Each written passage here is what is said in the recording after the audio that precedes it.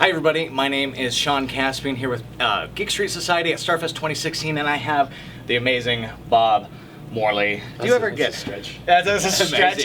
Amazing. Amazing? No.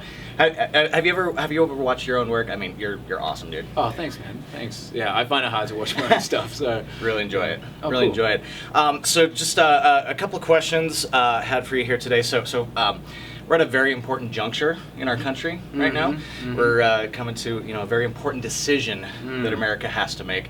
So when it comes time, are you going to vote Captain America or Tony Stark? Right. I mean, I really liked the Winter Soldier, but I love Robert Downey Jr., so I just have to go with Iron Man. You're gonna go with Iron Man. Well, I don't know anything about it. Wait, which one's Thor on? Who's he supporting?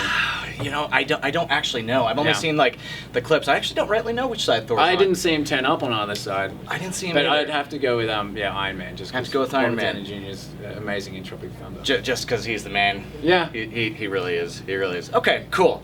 So there you have it. Bob Morley is for Team Iron Man come this year, if that influences your vote at all. So let's see. So let's talk a little bit about Bellamy.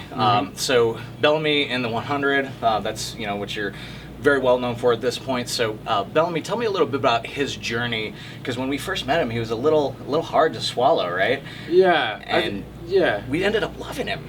That's true, and then in season 3, he's kind of gone back, possibly, to his old ways. I think that in terms of the reactions that I've seen on Twitter and whatnot, it's hard for people to kind of believe in him at the moment, and some people have called his actions out of character, whereas I don't necessarily believe that. I think that it's something that he would do. Yeah. I mean, I think it's hard for me to understand.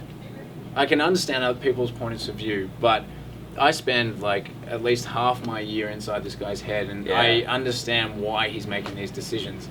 It's just that there wasn't a chance for him to express it, I guess, on screen. So, I mean, I really love the character. And hopefully people will still enjoy him, even though he's being. We love him. He's one of the favorites, if not the favorite right now.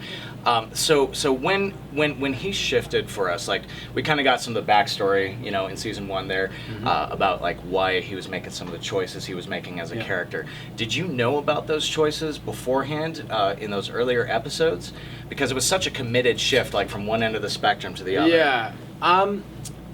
I knew that I think in the pilot it's revealed what he's done, but as with the story went on, and we found out about what he'd done for his sister and why he'd done all that stuff, it made sense to me, because even if you're playing the bad guy, you have to find reasons to love them. You do.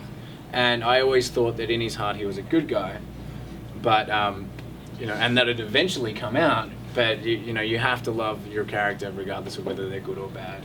Yeah, and I think that really comes across on screen. It's very three-dimensional. He's a very, very loved character at this point. So as far as you go, so the 100 is very much Lord of the Flies esque, right? It's kind of that like pit people in a tribal type situation, and you have it's almost like a social experiment, right? Yeah. Because you have people rise up and leads, other people, kind of become villains or subservient or whatever. How do you think Bob would do in that situation, not your character? I mean, I wouldn't say I'd rise to the occasion. I'd definitely voice my opinion, but most likely I would prefer to go off on my own and try and just defend for myself.